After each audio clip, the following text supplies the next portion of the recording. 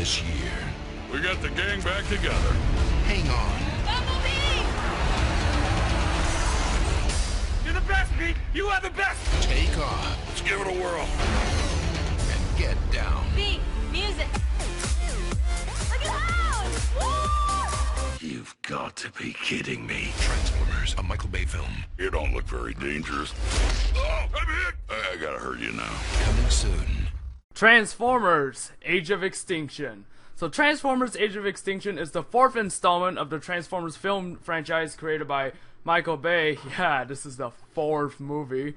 And it basically centers around 8 years after the Battle of Chicago. You know, that really cool fighting Dark of the Moon that I thought was like the best fight scene of all of the ones I've seen like so far in movie history.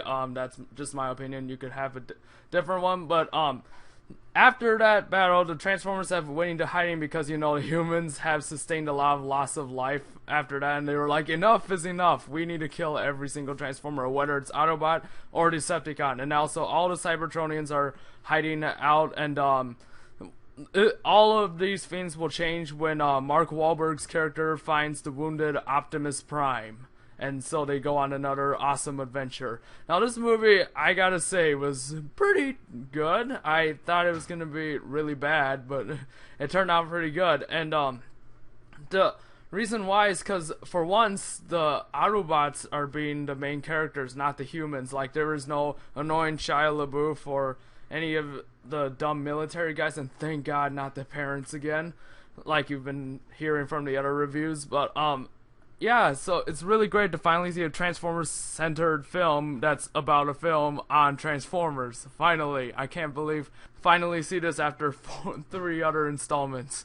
So basically, what I liked was these Autobots. They're colorful now. You can tell each one apart, unlike Transformers 3, where it was kind of like blobbed up a little bit, but you could tell a few of them apart, but most of them were just gray, and when they were fighting, it just felt like you were watching a bunch of silver robots just like shooting each other, and you couldn't tell who's who. That's why sometimes in like the Dark of the Moon game, I accidentally shot my own comrades. But this one was pretty cool because I think what Michael Bay's trying to do is he's going for the animated look. So, like, if you could tell, there's this big jolly green guy, aka Hound, and then the little silent samurai guy, and then this really cool little grumpy dude that like really can shoot well. And the other part that I liked was this is the first time you see Optimus at his lowest low. Like, he's out of his mind, like, because so many of his comrades have died, so he's kind of like a bit insane, and he kind of hates the human race now. So it's really cool to see Optimus do that, because usually you haven't seen that. Usually Optimus is all serious and stuff. Now he's just losing his marbles. The bounty hunter lockdown, I thought it was accurate to his character, although he looks nothing like what he's supposed to be. His personality and his atmosphere he gives was there. That was really good. And there's a lot of reference to animated. I'm not going to spoil anything, but there is a lot of references to Transformers animated. And the plot twist that happens in the middle of the movie just made me go, kadoosh. And then, the only problems I could find so far is that Drift should have looked like his classic comic book self. It looks Japanese, it has the martial arts feel, you know, but it was better off they did that than the one in this movie, which is just some yellow, blue, whatever the hell that thing was. And the Dinobots were not as crazy as what they were advertising it to be. Like, I know Grimlock was pretty cool and all, but the Dinobots were never mentioned by name, so they were just kind of dinosaurs that just happened to be there. I would have liked if they talked, or like if the Autobots called them by their names. That would have been cool, instead of just have them just run around and eat things. Then otherwise you'll just think they're lizard. The other thing is, there is way too much action. I know, that's surprising, right? Usually movies, like, you would never complain there's way too much action, but there's too much. Like, there's like, the great thing about Dark of the Moon, the end fight, the thing is that there were breaks in between. Like, there were parts where you could relax and like rethink your objectives. That was the cool part of Dark of the Moon, was that like they had breaks in. The Age of Extinction was just an onslaught of just explosions and things, and then the ending was way too abrupt. Like, and then the ending happens, and then you're just like, wait, so what happened again? It would have been cool if they did something like, you know, Kick-Ass 2. Like, I know those comparisons are kind of getting crazy, but it would have been great to see, you know, the Yeager family go back to her house, like something like the first Transformers movie, and then Optimus is like, sorry, there's other bad things happening, gotta go, and then he flies off. That would have been cool to see. Transformers Age of Extinction was a fun, entertaining summer movie, I would give it that.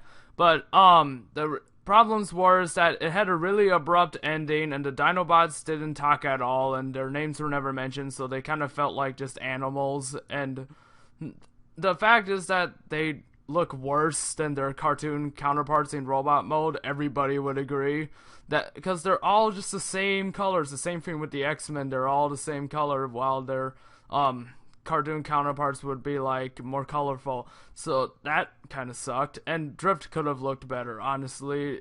Still, even if he was going for the animated crew roster kind of feel, Drift could have still looked better. And surprisingly, there was way too much action. Like, there was no briefing rooms. It was just an onslaught of just craziness near the ending. I would have liked if they had a little breaking between to catch up, you know, just sort things out a bit instead of just all-out chaos. However, the good things about this movie was it has a better story than the last few. It's more accurate to the lore, and the characters, I felt like they were much more better. Mark Wahlberg did a really great job. The government guys are just really horrible. And there were really cool plot twists. Some of them were really cool to see, because you think, like, it's a Michael Bay movie, he's not gonna go there, but he went there. And the Dinobots, I guess, are pretty cool, like their action and stuff, and it's great to finally see them on the big screen. And there's a lot of throwbacks to the last movie. Usually Michael Bay movies want to be standalone. This one actually had a lot of throwbacks to the last movie, up until like some of the Decepticons reappear. And Lockdown rocked.